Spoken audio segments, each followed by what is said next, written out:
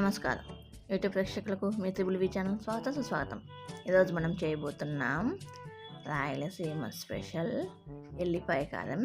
దీన్ని కొలతలతో పర్ఫెక్ట్గా నేను చూపించబోతున్నాను గైస్. ఈ వీడియోని ఎక్కడా స్కిప్ చేయకుండా చూడండి. అలాగే ఎంతో టేస్ట్గా ఉండేట్లుగా కూడా చూపించబోతున్నాను. ఇది ఎలా చేస్తే నెల రోజులకు పైగా నిల్వ ఉంటుంది అనేది కూడా చూపించబోతున్నాను. ఇప్పుడు మనము ఒక మిక్సీ జార్ తీసుకొని దీంట్లోకి 1 కప్పు రెడ్ చిల్లీ పౌడర్ వేసుకోవాలి.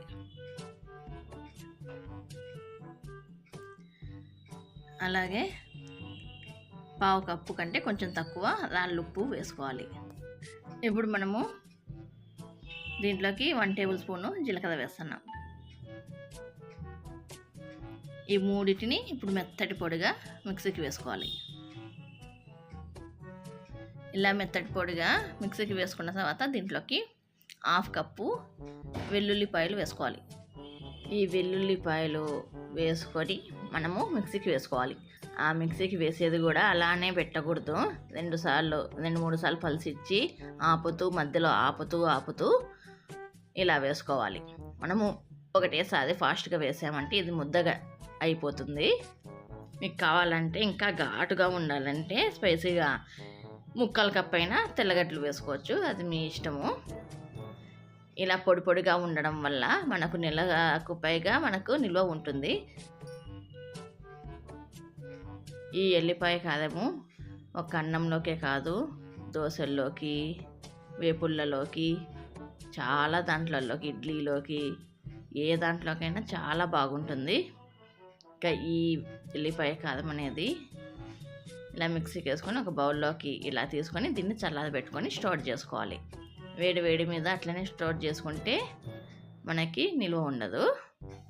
కాబట్టి చల్లగా అయిన తర్వాత ఒక ఎయిట్ బాక్స్లోకి నిల్వ తీసుకోండి, లేదంటే గ్లాస్ బాక్స్లోకైనా తీసుకోవచ్చు, గ్లాస్ జార్లోకి.